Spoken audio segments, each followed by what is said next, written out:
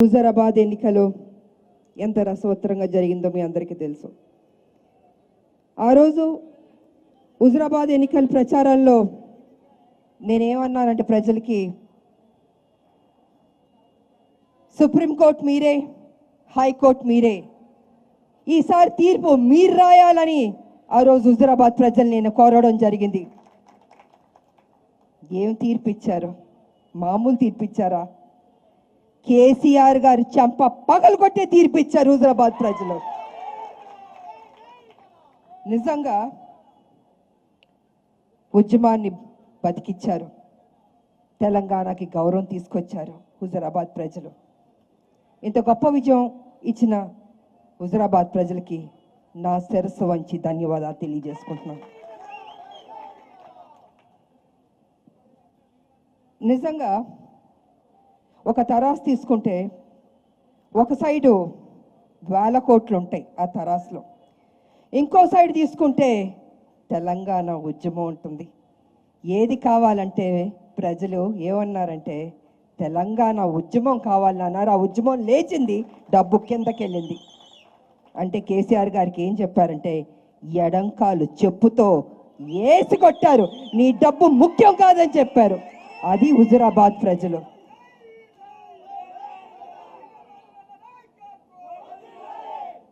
ఇవాళ హుజరాబాద్ తీర్పిచ్చింది, మనం సంతోషిస్తున్నాం.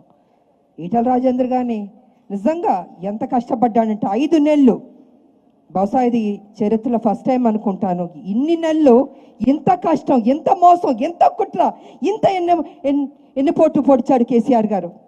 కానీ ఈటల రాజేందర్ గారు భయపడలే, దొరకి తల వంచలే, ఎదురు తిరిగాడు, పోరాడారు, విజయం సాధించాడు. ఉద్యమం బిడ్డ. మేము ఉద్యమం చేసేటప్పుడు మేము ట్రైనింగ్లు తీసుకున్నాం. ఉద్యమం ఎలా చేయాలో మాకు తెలుసు. ఎదటివాడు ఎంత పొడిచినా ఆ దెబ్బ తినైనా కూడా కొన ఊపిరితో అయినా పోరాడతాం, కానీ చచ్చిపోవు మేము. అది మా ఉద్యమం ఒక గొప్పతనం. అది మాకు నేర్పించింది, ఆ క్రమశిక్షణ నేర్పించింది ఉద్యమం. 20 ఏళ్ళు ఆయన, 25 ఏళ్ళు నేను. అందుకే ఇవాళ ఎన్ని కష్టాలు కేసీఆర్ పెట్టినా వణకలేదు, బెణకలేదు. కేసీఆర్ దొరగారు మీరు ఉద్యమం, ఇవాళ ఆ ఉద్యమాన్ని మర్చిపోయారు, డబ్బుకు ప్రాధాన్యత ఇచ్చారు. కానీ డబ్బు ముఖ్యం కాదు, ఉద్యమం ముఖ్యం అని ప్రజలు చాటి చెప్పారు. ఎందుకంటే మీకు ఇంకేం కావాలి? బుద్ధి తెచ్చుకోండి కేసీఆర్ గారు, బుద్ధి తెచ్చుకోండి, మారండి. ఉద్యమాల ద్వారా ఈరోజు మీరు ముఖ్యమంత్రి అయ్యారు, కానీ డబ్బుతో ముఖ్యమంత్రి అవ్వలేదు. అలాంటిది మీరు వాళ్ళ మర్చిపోయి చాలా వ్యత్యాసంగా కూడా వెళ్తున్నారు మీరు. కానీ ఒక ఎన్నికల్లో గెలవడమే కాదు, ప్రజలు ఏం చెప్పారు అన్నది కొంచెం మనం ఆలోచించాలి. హుజరాబాద్ ప్రజలు ఉద్యమాన్ని గెలిపించారు, అంటే ఉద్యమాన్ని గెలిపించారు, తెలంగాణకు గౌరవం తీసుకొచ్చారు. ఆ తర్వాత వాళ్ళు ఏం చెప్పారు అన్నది మా బీజేపీ కూడా ఒక్కసారి ఆలోచించాలి. ఉద్యమాన్ని గెలిపించాం, బీజేపీ రేపు ఆ ఉద్యమాలు చెయ్యండి, ఆల్టర్నేట్ మీరే బీజేపీ అని కూడా చాటి చెప్పారు హుజరాబాద్ ప్రజలు. చాలా స్పష్టంగా చెప్పారు, ఏం కన్ఫ్యూషన్ లేదు. ఈటల రాజేందర్ గారిని గెలిపిస్తాం, ఎందుకంటే ఉద్యమకారుడు, మా బిడ్డ, మా ఇంటి బిడ్డ. అట్ ద సేమ్ టైం బీజేపీని కూడా గెలిపిస్తాం, ఎందుకంటే ఆల్టర్నేట్ కాంగ్రెస్ లేదు, టీఆర్ఎస్ లేదు, only BJP single largest party ఉంటుందని మనకి చాలా స్పష్టంగా చెప్పారు. ఆ చెప్పడమే కాదు, మనకి ఇంకో మాట కూడా చెప్పారు, మా బీజేపీ మేము కూడా కొంచెం ఆలోచించుకోవాలి. గెలిపించారు, కానీ ఏంటి? ఉద్యమాలు చెయ్యండి, ఉద్యమాల ద్వారానే మీరు అధికారులకు రాగలుగుతారని కూడా, అది కూడా చాలా స్పష్టంగా హుజరాబాద్ ప్రజలు చెప్పడం జరిగింది. ఒక మహిళ పురిటినొప్పులు ఎంత కష్టమో అంత కష్టపడి ఆఖరికి ఆ బిడ్డని కంటది. ఆ కనిన తర్వాత ఆ పడ్డ బాధ అంతా పోద్ది, ఆ బిడ్డను చూసుకుని సంతోషిస్తుంది. అదేవిధంగా ఉద్యమాలు చేయండి, కష్టపడండి, కష్టంలోంచే సుఖం వస్తుంది, కష్టంలోంచే విజయం వస్తుంది. అదేవిధంగా కష్టంలోంచే తెలంగాణ రాష్ట్రాన్ని సాధించాం మేము. బీజేపీ కూడా కష్టపడి ఆ ఉద్యమాలు, ఇవాళ అనేక సబ్జెక్ట్స్, అనేక ఇష్యూస్, అనేక సమస్యలు ఉన్నాయి, వాటన్నిటి మీద తీసుకొని ఒక కొత్త రకంగా బీజేపీ ఆ సమస్యల మీద పోరాడితే తెలంగాణ ప్రజలకు అది నచ్చుతుంది. ఎందుకంటే ఇది పోరాటాల గడ్డ, తెలంగాణల గడ్డ. త్యాగాల గడ్డ తెలంగాణ గడ్డ, అది కోరుకుంటుంది. అందే హుజూరాబాద్ అన్నది అందరికీ చాలా స్పష్టంగా చెప్పింది. షార్ట్ కట్లు లేవు, డబ్బు లేదు, న్యాయంగా పోరాడి మా సమస్యల మీద పోరాడండి, మా సమస్యల మీద పోరాడితే మేము తల ఉంచుతాం, మిమ్మల్ని గెలిపిస్తా ఉన్నారు. ఇంకెంతకంటే మనకు కావాల్సింది ఏంటి? ఇక రాబోయే రోజుల్లో కూడా మనం బీజేపీ, మొన్న మేము అందరం ఒక టీం వర్క్గా కష్టపడ్డాం, కార్యకర్తలు, ఫ్రంట్ లైన్ వారియర్స్ వాళ్ళు ఏం ధైర్యంగా పోరాడారు టీఆర్ఎస్ మీద. ఐ సెల్యూట్ కార్యకర్తలకు, బీజేపీ కార్యకర్తలకి. సో మనం నాయకులు కావచ్చు, బీజేపీ కార్యకర్తలు అందరూ ఒక టీం వర్క్గా పనిచేస్తే తప్పకుండా విజయం సాధించగలుగుతామన్న నమ్మకం నాకుంది. మన హుజూరాబాద్లో కూడా అందరం ఒక టీం వర్క్గా పనిచేస్తాం. రాబోయే రోజుల్లో కూడా ఉద్యమాలైనా సరే, ఏదైనా సరే, బై ఎలక్షన్స్ వచ్చినా, ఉద్యమాలు వచ్చినా మనం ఒక టీం వర్క్గా పనిచేయాలి. కేసీఆర్కి వార్నింగ్ ఇవ్వాలి. మాలో స్ప్లిట్ లేదు, మాలో విభేదాలు లేవు, అందరం ఒకటి. మీ కాంగ్రెస్, మీ టీఆర్ఎస్ లా కాదు, క్రమశిక్షణ కలిగిన పార్టీ బీజేపీ పార్టీ అని కేసీఆర్కి చూపించాలి, చెప్పాలి. సో ఆ అడుగులకి ముందు వేయాలని కూడా మీ అందరికి తెలియజేసుకుంటూ, కేసీఆర్ గారు మీ పేరు ఫామ్ హౌస్ సీఎం గారు, ఫామ్ హౌస్ నుంచి బయటికి రారు, ఏమీ చేయరు. కానీ నేను మీకు ఒక విషయం చెప్పదలుచుకున్నాను. మీరు 70 గ్రేట్ అనుకున్నారు, కానీ ఉద్యమం గ్రేట్ అయ్యింది. ఇప్పటికైనా మీరు మారండి, మారి ఇంకొక 2 ఏళ్ళు ఉన్నాయి, ఆ 2 ఏళ్లలో ప్రజలకి ఇంకేదైనా మంచి చేద్దామని ఆలోచిస్తే బాగుంటుందని నేను కోరుకుంటున్నాను. ఎందుకో మీరు మీ స్థాయిని మీరు దించేసుకున్నారు, దిగిపోయారు.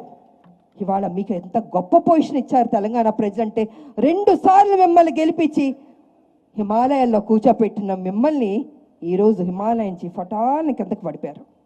ఎందుకంటే డబ్బుకు ప్రాధాన్యత ఇచ్చారు, కానీ తెలంగాణ అమాయక బిడ్డలు వాళ్ళకి ప్రాధాన్యత ఇవ్వలేదు. అందుకే మిమ్మల్ని దూరం పెట్టదలుచుకున్నారు. మీరు భయం ఉంది మీలో, అందుకే హుజూరాబాద్ ఎన్నికల ప్రచారం కూడా మీరు రాలేదు. ఎందుకంటే మీలో భయం ఉంది కాబట్టి, మీరు తప్పు చేశారని మీకు తెలుస్తుంది కాబట్టి. ఒకప్పుడు ఎంత ధైర్యంగా వెళ్ళేవారు, ఇవాళ ఏవేవో పార్టీలు వస్తున్నాయి మిమ్మల్ని విమర్శిస్తున్నాయి. ఇంతకుముందు మిమ్మల్ని విమర్శించడానికి అందరూ భయపడేవారు, కానీ ఇవాళ మిమ్మల్ని చాలామంది పార్టీలు విమర్శించినా కూడా ప్రజల్లో రియాక్షన్ లేదు. ఎందుకంటే విసుగు చెందారు ప్రజలు. తిట్టుకొని కేసీఆర్ ఇంకా గట్టిగా తిట్టని అని ఆ ఒక ఆలోచనతో ప్రజలు ఉన్నారు వాళ్ళ. కాబట్టి కేసీఆర్ గారు మీరు మారండి అని మేము చెప్తున్నాం, కానీ మీరు మారు. ఇంకా మీకు డబ్బు పిచ్చి పట్టుకుంది, డబ్బు అనేది ఒక జబ్బు అయింది మీకు.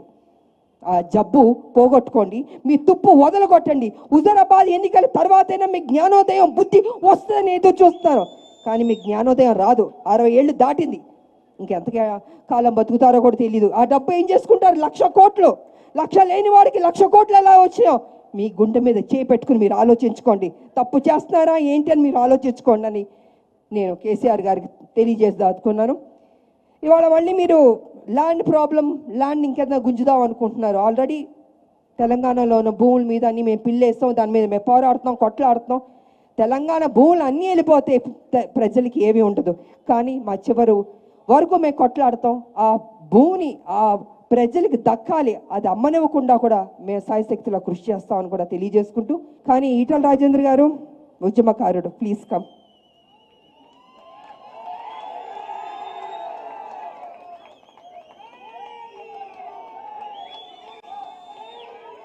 నిజంగా ఆయన ధైర్యాన్ని మెచ్చుకోవాలి, నిజంగా అభినందించాలి. ఆ బాధ లోపల పెట్టుకొని ఎంత కష్టపడ్డాడో ఆయన కానీ ఆయన సతీమణి గారి ఇద్దరు అంత కష్టపడ్డారు. మరి అలాంటి వారికి నిజంగా అభినందనలు తెలియజేయాలి. ఎందుకంటే మేము ఉద్యమాలు పెట్టలేం. ఏంటి రాజేంద్ర గారు ఎలా కష్టపడ్డాం, జైళ్ళు కానీ, పోలీస్ స్టేషన్ కానీ, రోడ్డు కానీ, కోర్టు కానీ, రోడ్ల మీద కూర్చున్నాం, రోడ్డు మీద మా బతుకుండింది. అలాంటి కష్టపడి కింద స్థాయి నుంచి వచ్చిన వాళ్ళం, మేము ఉద్యమాలు చేసి వచ్చిన వాళ్ళం. ఇవాళ మళ్ళీ మా బీజేపీకి ఏం చెప్తున్నాం అంటే ఉద్యమం చేద్దాం, ఇష్యూస్ మీద పోరాడదాం. తప్పకుండా రాబోయే రోజుల్లో 23 కానీ 24 కానీ బీజేపీదే జెండా ఎగరేస్తారని కూడా మీ అందరికీ నేను తెలియజేసుకుంటూ, మేమందరం మా సంజయ్ గారు కానీ, కిషన్ రెడ్డి గారు కానీ, ఈటల్ గారు కానీ అందరూ నాయకులు కలిసికట్టుగా మేము పోరాడడానికి సిద్ధంగా ఉన్నాం. మోడీ గారు, అమిత్ షా గారు, నడ్డా గారు, వారందరి దీవెనలు, వాళ్ళందరూ మాకు సపోర్ట్ ఉండాలి. అదేవిధంగా యావత్తు తెలంగాణ ప్రజలు ఒక ఆల్టర్నేట్ అన్నది వచ్చేసారు. చూపించారు, చెప్పారు. టీఆర్ఎస్ కాంగ్రెస్ వద్దు, కాంగ్రెస్కి డిపాజిట్ లేకుండా కూడా చేశారు. మరీ దారుణంగా ఉంది అసలు పరిస్థితి. ఎంత కిందకు దిగిపోయిందంటే నాకే షాక్ అనిపించింది. అంటే స్వయం కృతాపరాధం, చేతులారా చేసుకున్నారు వాళ్ళు. వాళ్ళు పద్ధతిగా మర్యాద ఉంటే బాగుండేది. వాళ్ళు ఎమ్మెల్యేలు తీసుకుని టీఆర్ఎస్కి అమ్మితే మరి ప్రజల్లో కూడా చాలా హుషారుగా ఉన్నారు. వీళ్ళు వాళ్ళ ఎమ్మెల్యేలని గెలిపినప్పుడు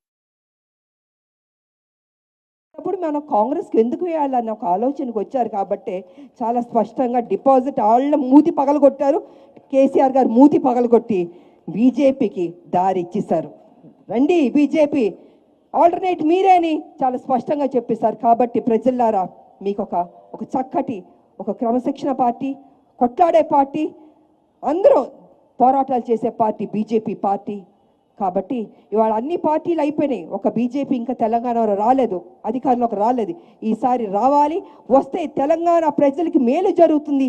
ఈ కచడా టీఆర్ఎస్ కానీ కాంగ్రెస్ కానీ పోవాలని కూడా మీ అందరికీ తెలియజేసుకుంటూ రెడీగా ఉండండి. అందరం కష్టపడదాం. రాబోయే రోజులు, రాబోయే సంవత్సరాలు బీజేపీ పార్టీ అని మీ అందరికి తెలియజేసుకుంటూ సెలవు తీసుకుంటాను. హాయ్ ఫ్రెండ్స్, మా టుడే టుమారో యూట్యూబ్ ఛానల్ చూస్తున్నందుకు చాలా థ్యాంక్స్. మరిన్ని లేటెస్ట్ వీడియోస్ కోసం వెంటనే సబ్స్క్రైబ్ చేయండి. అలాగే ఈ బెల్ ని కూడా రింగ్ చేసేయండి. మా నోటిఫికేషన్స్ అన్ని మీ మొబైల్లో వస్తాయి. అలాగే మా వీడియోస్ మీకు నచ్చితే లైక్ చేయండి, షేర్ చేయండి, నచ్చకపోతే కామెంట్ చేయండి.